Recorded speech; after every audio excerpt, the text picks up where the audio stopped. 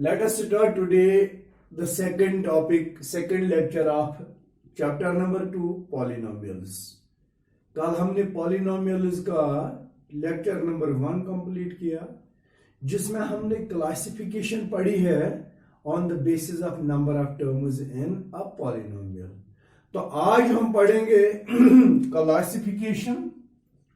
इसी पॉलिनोमियल को फिर से क्लासिफाई किया गया है, classification on the basis of degree. Classification on the basis of degree, degree base पर किस तरह इसको क्लासिफाई किया जाता है. तो डिग्री मैंने कल बता दिया आपको, means the highest power of variable. A polynomial is in one variable. If polynomial is in multivariables, then it is the highest sum of a term in all variables. So classification on the basis of degree. The first type, the first class of polynomials on the basis of degree is zero polynomial. क्या है ये बेटा? ये है zero polynomial. तो zero polynomial हम किस polynomial को कहेंगे? वो पॉलिनोमियल जिसका हर कोई कोएफिशिएंट जीरो होगा, जिसमें जितनी भी टर्म्स आप रखेंगे लेकिन हर एक टर्म में कोएफिशिएंट जीरो होना चाहिए. आप जानते हैं कोएफिशिएंट हो गया न्यूमेरिकल पार्ट ऑफ टर्म. तो it is a polynomial, it is a polynomial in which coefficient of each term is zero, जिसमें हर एक टर्म का कोएफिशिएंट जीरो होता है. Its resultant value is zero. इसका रिजल्टेंट वैल्यू भी जीरो ही होता है. इट्स, अब तो ये on the basis of degree है. अब देखेंगे इसकी डिग्री क्या होगी. It's degree is not defined. तो इसकी डिग्री डिफाइन नहीं होती है. मैं आपको समझाऊंगा मिसाल से. For example I will write 0x cube plus 0x square plus 0x plus 0. एक पॉलिनोमियल मैंने 1 2 3 एंड 4 टर्म्स का लिखा है, और इस पॉलिनोमियल में हर एक टर्म का कोएफिशिएंट जीरो है. जब मैं इसको सिंपलीफाई करूंगा, 0 into x cube is 0 plus 0 into x square is 0 plus 0 into x is 0 plus 0 and the total value is 0. तो यही मैंने लिख के रखा, it is resultant value is 0. तो at the end of day you can say zero is the example of a zero polynomial. Zero polynomial की example अगर देनी है तो आप जीरो बता सकते हैं. अब देखो, अगर हमने कहा है highest power of the variable is called degree, तो यहां पर हाईएस्ट पावर ऑफ वेरिएबल 3 है, लेकिन जब इसको सिंपलीफाई करा जाता है तो ये सारा एलिमिनेट जीरो बन जाता है, इसलिए इसकी कोई डिग्री डिफाइन. अब जरूरी नहीं है कि यही एग्जांपल होगी. आप एग्जांपल में लिख सकते हैं 0x square plus 0x plus 0, ये तीन ही टर्म्स, या 0x प्लस 0, और फाइनली आप जीरो ही मानते हैं example of a zero polynomial. First type on the basis of degree, that is zero polynomial. Second type is called constant polynomial. Constant polynomial. Constant word से हमें पता चल गया कि कोई constant number होता है. तो constant polynomial क्या है? A polynomial with degree 0. ये कोई एक पॉलिनोमियल है जिसकी डिग्री जीरो होती है. For example ax raised to power 0, where a belongs to real numbers and a is not equal to 0. गौर से सुनिएगा, ax raised to power 0 is the example of a zero polynomial, sorry constant polynomial. ये a जो है, this a means coefficient of x raised to power 0, और ये coefficient हमेशा real value होता है, रियल नंबर के साथ जुड़ा होता है। लेकिन आप जानते हैं अगर रियल नंबर में जीरो भी आता है तो ये जीरो भी फिर हो सकता था ना, इसलिए हमने मेंशन करके रखा है a is not equal to 0। अगर ये जीरो हो गया, 0 into x raise to power 0 फिर से बन जाएगा 0। तो वो एग्जांपल बनेगी किसकी? जीरो पॉलिनोमियल की। लीनियर पॉलिनोमियल की एग्जांपल है ए एक्स रेज़ टू पावर 0। ए कोई भी रियल नंबर 0 के बगैर आप ले सकते हैं, लेकिन 0 कभी नहीं। मिसाल 5x raise to power 0, 3x raise to power 0, 1/2x raise to power 0, √2x raise to power 0। ये सारे 5, 3, 1/2, √2 ये रियल नंबर्स हैं। और सिंपली जब आप ये सिंपलीफाई कर रहे हैं तो आपको पता है x raise to power 0 values 1, so it will become 5 into 1, that is 5. So this real number is the example of a constant polynomial. ये हो गया second type on the basis of degree.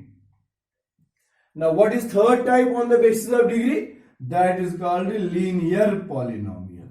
What is it? It is a linear polynomial. So अब definition easy है इसकी, a polynomial with degree 1। अभी तो 0 degree थी, अब डिग्री 1 आता है। फॉर एग्जाम्पल इसकी मिसाल है ax plus b, where a and b belongs to real numbers and a is not equal to 0। तो लीनियर पॉलिनोमियल हो गया वो पॉलिनोमियल जिसमें डिग्री 1 होता है। तो मिसाल ये है ax plus b, where a is coefficient of x and b is the coefficient of x raised to power 0, that we call constant term। अब अगर ये a और b दोनों रियल नंबर होते हैं और हमें पता है कि रियल नंबर में 0 भी आता है, इसका मतलब है मैंने नोट करके रखा है a is not equal to 0, ये a कभी 0 के बराबर नहीं होगा। अब रहा सवाल b का, तो b कैन बी 0। हमने ये नहीं कहा b इज इक्वल टू 0 या b is not equal to 0, हमने b के लिए चुप्पी की है। इसका मतलब है b 0 के बराबर भी हो सकता है, लेकिन a कभी 0 नहीं होगा। अब अगर a 0 हो गया, 0 इंटू एक्स इज 0, यहां नहीं खत्म, ये एलिमिनेट हो गया, फिर बचा यहां पर सिर्फ b, तो b एक कांस्टेंट पॉलिनोमियल है। इसीलिए पहली टर्म जो होती है, पहला कोएफिशिएंट जो होता है किसी भी पॉलिनोमियल का, वो कभी भी 0 नहीं होना चाहिए। Number 4, that is quadratic polynomial. Quadratic polynomial ये फोर्थ टाइप है। A polynomial with degree 2, a polynomial with degree 2, जिसकी डिग्री 2 होती है वही तो क्वाड्रेटिक पॉलिनोमियल माना जाता है। For example ax square plus bx plus c, where a b c belongs to real numbers and a is not equal to 0, this is a quadratic polynomial। फिर से a means coefficient of x square, b means coefficient of x and c means the constant term। constant term मतलब हो गया वो term जिसमें कोई variable mention नहीं होता है। क्यों?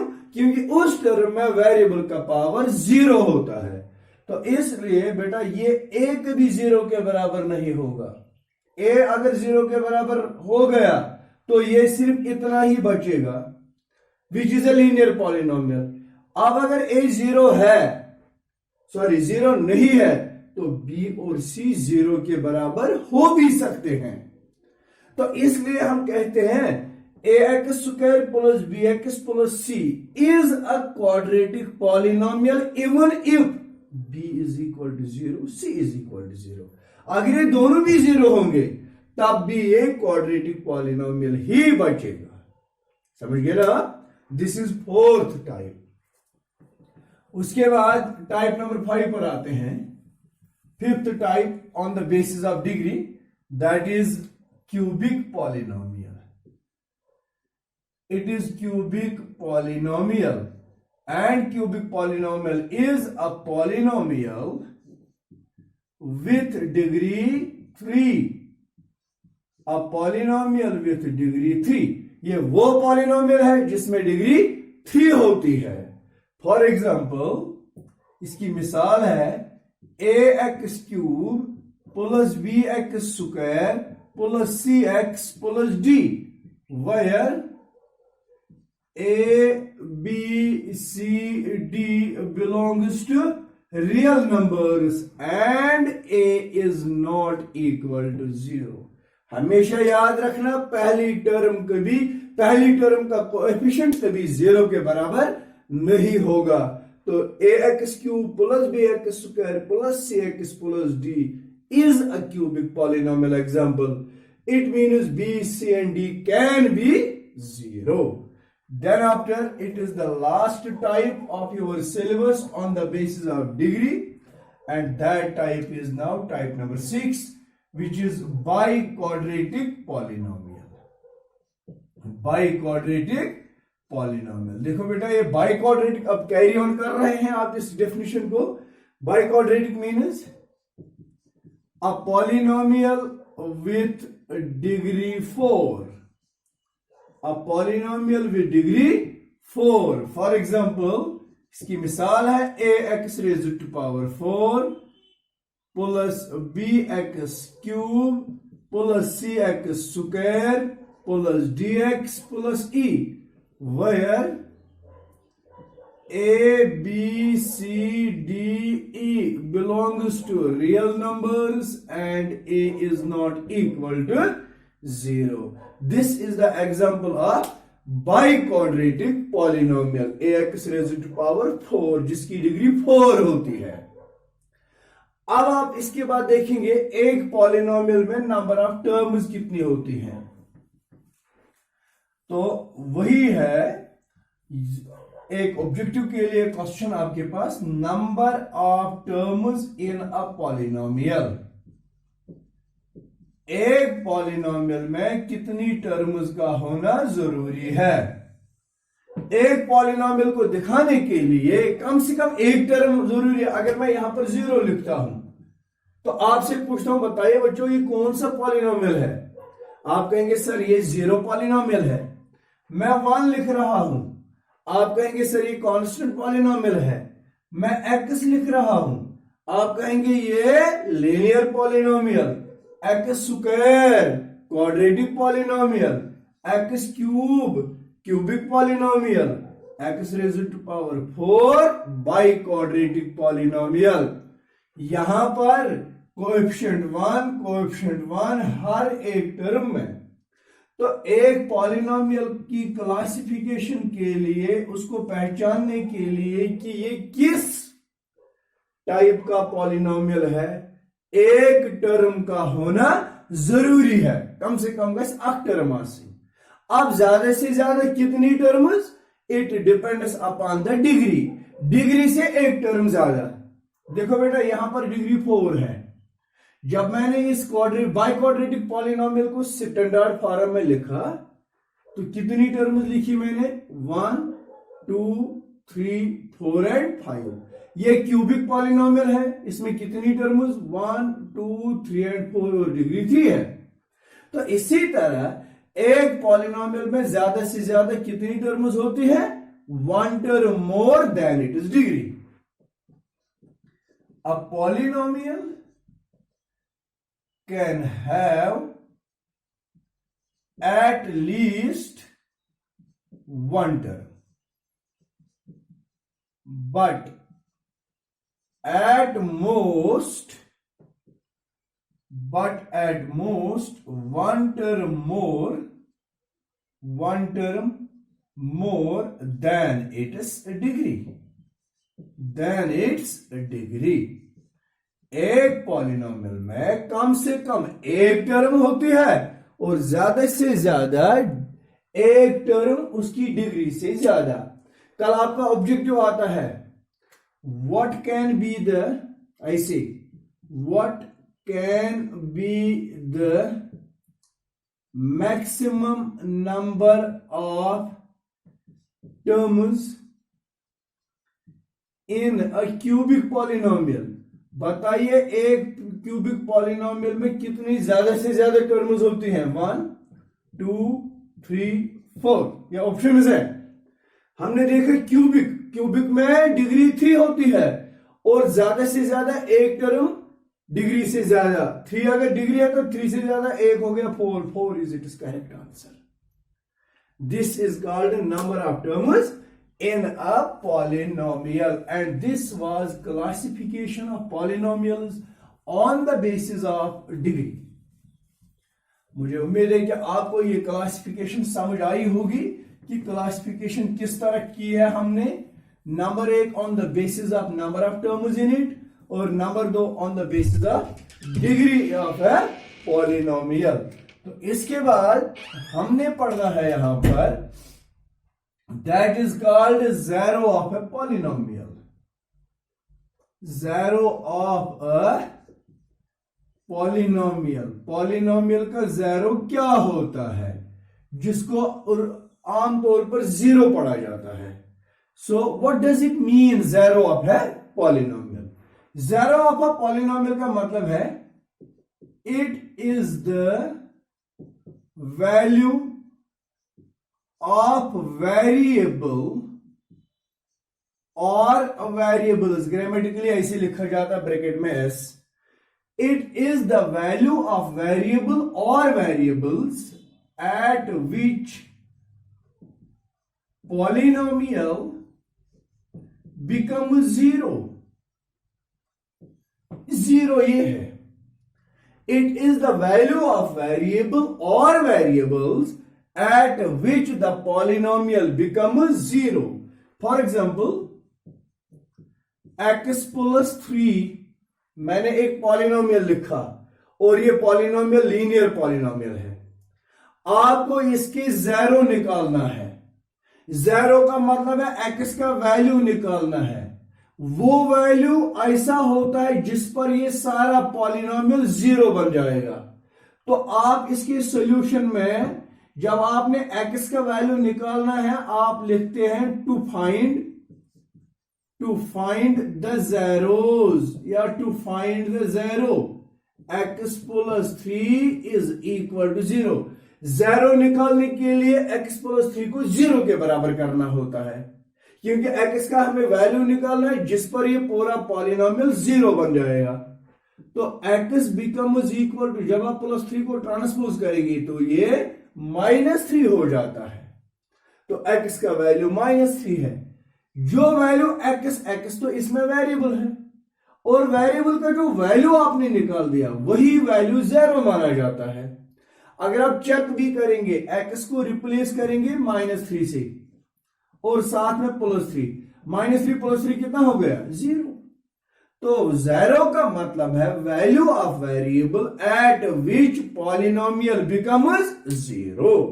तो ये हो गया 0 of a polynomial.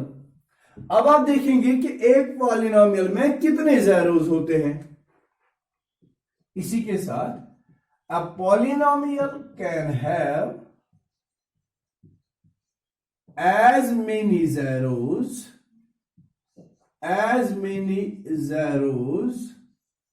as its degree। एक पॉलिनोमियल में उतने zeros होते हैं जितनी उसकी डिग्री होती है। Polynomial suppose we have biquadratic polynomial, उसकी डिग्री 4 है तो उसके कितने zeros आएंगे? उसके 4 zeros आएंगे। इसी तरह क्यूबिक की 3 zeros आएंगे। तो जेरो एक पॉलिनोमियल में कितने होते हैं? जितनी उसकी डिग्री होती है। This is called number of zeros in a polynomial. So therefore linear polynomial is equal to 1 0 quadratic polynomial is equal to 2 zeros, cubic polynomial is equal to 3 zeros, biquadratic polynomial is equal to 4 zeros. ये हो गए zeros of a polynomial. Is it clear? इसके बाद polynomial का graph होता है, graph of a polynomial, graph of a polynomial. Polynomial का graph जब हम ड्रा करते हैं, ये एक्स एक्सिस को उतने ही पॉइंट्स पर इंटरसेक्ट करता है जितने इसके जेरोस होते हैं। Suppose we will draw x axis and y axis. If there is a graph of any polynomial like this, and this graph line intersects x-axis at only one point, it means the polynomial will have only one zero, and this will be the graph of a linear polynomial. अब कभी polynomial का graph x axis को 2 points पर intersect करता है, तो इसका मतलब है there are 2 zeros in that polynomial, जिसका ग्राफ इस एक्स एक्सिस को 2 पॉइंट्स पर इंटरसेक्ट करता है, और वही पॉलिनोमियल फिर क्वाड्रेटिक पॉलिनोमियल होता है। कभी एक ग्राफ एक एक्स एक्सिस को 3 पॉइंट्स पर इंटरसेक्ट करता है, 1, 2 एंड 3। ये इंटरसेक्शन कभी वाई एक्सिस का नहीं देखना है, जितने पॉइंट्स पर ये एक्स एक्सिस को इंटरसेक्ट करता है उतने उसमें जेरोस होते हैं। इस ग्राफ ने 3 पॉइंट्स पर इंटरसेक्ट करा तो 3 जेरोस हो गए, and it means this graph is the graph of A cubic polynomial. तो इसी तरह बाइक्वाड्रेटिक का भी ग्राफ बनाया जाता है। तो इसमें सबसे इंपॉर्टेंट चीज जो आपने देखनी है, that is the graph of a quadratic polynomial. देखो बेटा, ग्राफ ऑफ क्वाड्रेटिक पॉलिनोमियल बहुत ही अच्छा आपने पढ़ना है। Graph of a quadratic polynomial, देखो क्वाड्रेटिक पॉलिनोमियल है क्या? ax square plus bx plus c। This is a graph of quadratic, sorry this is a quadratic polynomial. इस क्वाड्रेटिक पॉलिनोमियल में आपने देखा a b c, they belong to real numbers and a is not equal to 0. a 0 के बराबर नहीं होगा। अब अगर ये a 0 के बराबर नहीं होगा और रियल नंबर है, तो इसका मतलब है या तो ये 0 से या a 0 से बड़ा होगा या a 0 से छोटा होगा। यही 2 ऑप्शन रह गए। एक नंबर या तो 0 के बराबर होता है, या 0 से बड़ा या 0 से छोटा। इसके लिए ये ऑप्शन खत्म, 0 के बराबर ये कभी होगा नहीं। अब बचे ये 2 ऑप्शन, या तो ये 0 से बड़ा या 0 से छोटा। If in a quadratic polynomial a is greater than 0, the graph which is parabola in shape, quadratic polynomial का जो ग्राफ है parabola in shape, the parabola will be upwards. तो इसका पैराबोला अपवर्ड्स होगा, लाइक दिस, इस तरह से parabola होगा, अपवर्ड फॉर्म में, यू शेप का। दूसरा option, if in a quadratic polynomial a is lesser than 0, अब ये ग्रेटर देन 0 अगर नहीं होगा फिर ये लेसर देन 0 होगा। The graph parabola will be downwards, तो ग्राफ की शेप होगी डाउनवर्ड्स। किस तरह? वो आई से इंटरसेक्शन शेप का होगा, उल्टा यू, डाउनवर्ड्स होगा। किस वक्त? जब a का वैल्यू लेसर देन 0, मीन्स जब a नेगेटिव में होगा, और इसका मतलब है इसकी पॉसिबिलिटी है नेगेटिव में भी होने की, तो ग्राफ उस वक्त उल्टा होगा, डाउनवर्ड शेप का होगा। इसके बाद ये इसके जेरोस का nature, the zeros of a quadratic polynomial are of three different natures, इनमें तीन तरह का नेचर आता है। नंबर वन, डिपेंड्स अपॉन किस पर डिपेंड करता है? डिस्क्रिमिनेंट डी, जिसको डी से डिनोट करा जाता है। जो ज़ेरोस होते हैं ना क्वाड्रेटिक पॉलिनोमियल के, वो तीन डिफरेंट नेचर के होते हैं और उनका नेचर डिपेंड करता है डिस्क्रिमिनेंट पर। डिस्क्रिमिनेंट वर्ड मतलब हो गया जिससे हमें ज़ेरोस का डिस्क्रिमिनेशन फर्क हो जाएगा। तो जो डिस्क्रिमिनेंट बराबर होता है b square minus 4ac। B मतलब हो गया coefficient of x, a is coefficient of x square and c is constant term. जब हम ये सिंपलीफाई करेंगे तो इसकी सिंपलीफिकेशन कोई ना कोई रियल वैल्यू होगा, या तो वो रियल वैल्यू 0 के बराबर होगा, या 0 से बड़ा, या 0 से छोटा, है ना। तो डिस्क्रिमिनेंट ये होता है b square minus 4ac if discriminant is greater than 0। अब अगर ये पहले पॉजिटिव आ गया, greater than 0, then zeros are real and distinct. उस वक्त क्वाड्रेटिक पॉलिनोमियल के zeros रियल नंबर होंगे, लेकिन वो डिस्टिंक्ट होंगे, different. And the graph will intersect x-axis at two different points। ये पहला नेचर है। दूसरा nature, if d is equal to 0। अब अगर इस बी स्क्वायर माइनस 4ac को सिंपलीफाई किया हमने, हो गया सिंपलीफाई। सिंपलीफाई करने के बाद अगर हमने देखा कि ये 0 के बराबर आ गया, तो उस वक्त क्या होगा? Then zeros are real. तो वहां पर zeros रियल नंबर ही होंगे एंड इक्वल, लेकिन वो दोनों zeros सेम होंगे, इक्वल होंगे। जो पहला 0 होगा वही दूसरा 0 भी होगा। And the graph will intersect x-axis at only one point। तो वो एक ही पॉइंट पर x-axis को इंटरसेक्ट करेगा ग्राफ, क्योंकि वही एक पॉइंट पहला 0 भी होगा और दूसरा 0 भी होगा। तीसरा option, number 3, if d is lesser than 0। अब अगर ये पहले ग्रेटर देन 0 आ गया इसका वैल्यू, तो इसका मतलब है कि इसमें रियल और डिस्टिंक्ट zeros होंगे और ग्राफ दो पॉइंट्स पर इंटरसेक्ट करेगा एक्स एक्सिस को। अब अगर ये इक्वल टू 0 हो गया तो इसके दो zeros आएंगे, दोनों इक्वल होंगे और ग्राफ एक ही पॉइंट पर इंटरसेक्ट करेगा। अब अगर ये लेसर देन 0 हो गया, सपोज डिस्क्रिमिनेंट का value lesser than 0 means negative आ गया, देन रूट्स आर इमेजिनरी। तो उस वक्त इसके रूट्स इमेजिनरी होंगे।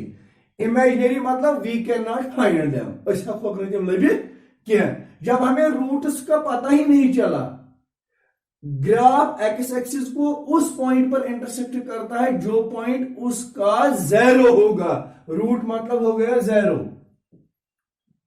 zeros are imaginary and graph will not intersect the x-axis। तो ये जो ग्राफ इसका होगा, लेकिन x एक्सिस को वो कभी इंटरसेक्ट करेगा ही नहीं। This is all about the discriminant and graph of the quadratic polynomial. तो कल हम ग्राफ पढ़ेंगे, ग्राफ को चेक करेंगे और उसी हिसाब से आगे लेक्चर नंबर 3 को बढ़ाएंगे। Thank you very much.